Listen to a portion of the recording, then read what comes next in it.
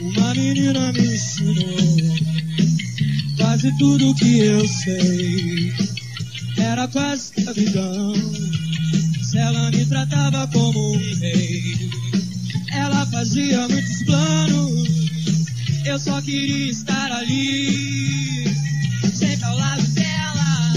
Eu não tinha onde ir, mas egoísta que eu sou, esqueci de ajudar ela como ela me ajudou e não quis me separar. Ela também estava perdida e por isso se agarrava a mim também. Eu me agarrava a ela, eu não tinha mais ninguém. E aí? E eu dizia cedo, cedo, cedo, cedo, cedo. E eu dizia cedo, cedo, cedo, cedo, cedo. E eu dizia cedo, cedo, cedo, cedo, cedo.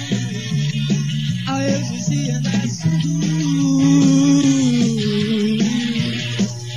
Yeah.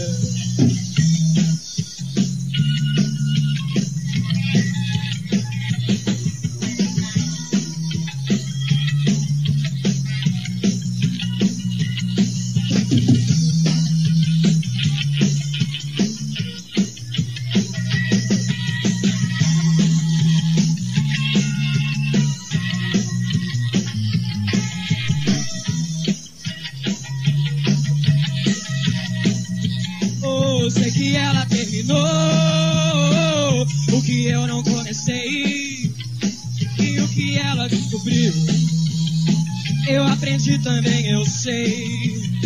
Ela falou, você tem medo, aí eu disse, quem tem medo é você.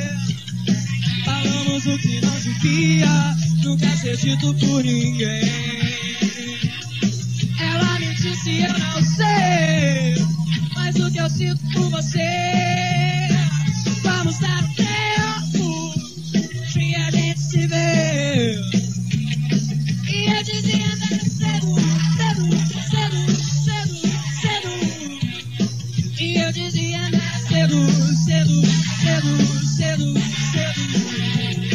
Aí eu dizia cedo, cedo, cedo, cedo, cedo. Aí eu dizia cedo. Yeah.